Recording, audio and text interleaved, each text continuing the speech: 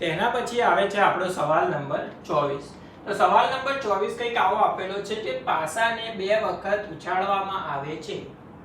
પહેલો સવાલ આપેલો છે કે એક પણ વખત પૃષ્ઠ ઉપર 5 મળે નહીં તેની સંભાવના કેટલી?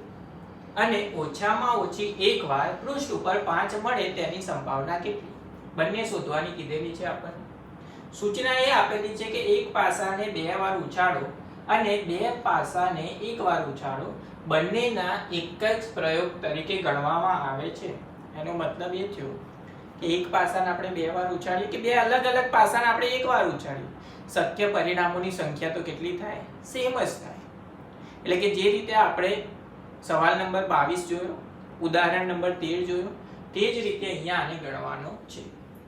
સૌથી પહેલા તો સંભાવનાનું સૂત્ર લખી નાખીએ. સંભાવના કોઈપણ ઘટના ઈ માટે ઘટનાના પરિણામોની સંખ્યા ભાગ્યા કુલ પરિણામોની સંખ્યા. એના પછી શું કરવાનું? કુલ પરિણામોની સંખ્યા શોધવાની. તો કુલ પરિણામોની સંખ્યા પાસાને 2 વખત ઉછાળવામાં આવે છે. હવે જ્યારે પહેલી વાર ઉછાળીશું ત્યારે 6 પરિણામો શક્ય થાય પાસા ઉપર, અને બીજી વાર જ્યારે ઉછાળીએ ત્યારે બીજા 6 પરિણામો શક્ય થાય. તો 6 ગુણ્યા 6 ટોટલ કેટલા પરિણામો શક્ય થાય? 36, જે આપણને ખબર છે, આગળ આપણે જોઈ ગયા છીએ. તો અહીંયા આ 36 પરિણામો અહીંયા શક્ય થશે.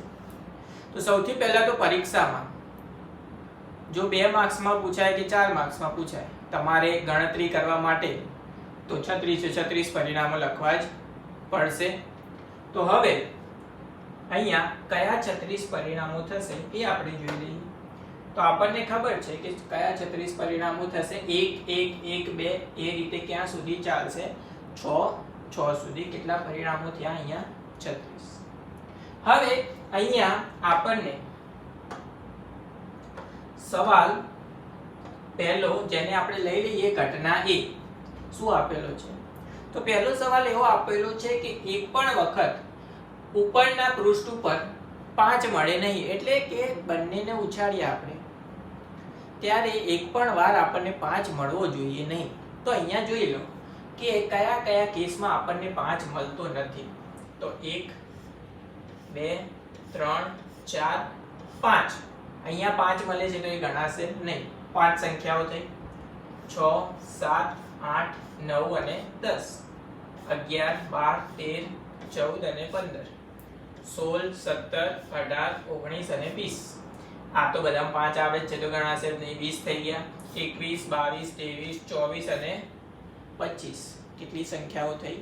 25 સંખ્યા એવી જેના પૃષ્ઠ ઉપર શું મળે છે? આપણને 5 મળે છે. તો ઘટનાના પરિણામોની સંખ્યા કેટલી થઈ જાય? 25.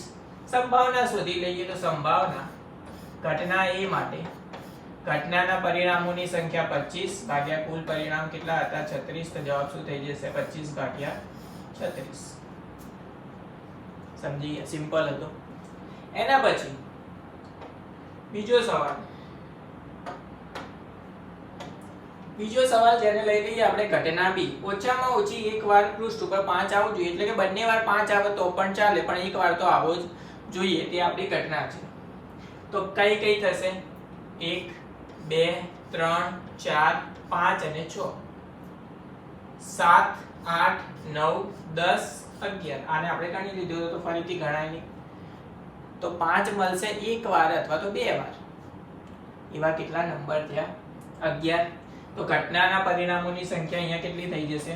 11 ભાગ્યા અહીંયા સંભાવના B, ઘટનાના પરિણામોની સંખ્યા 11 ભાગ્યા કુલ પરિણામોની સંખ્યા 36. તો આનો જવાબ થઈ ગયો 11 ભાગ્યા 36, જે આપણને શોધવાનો કીધેલો હતો.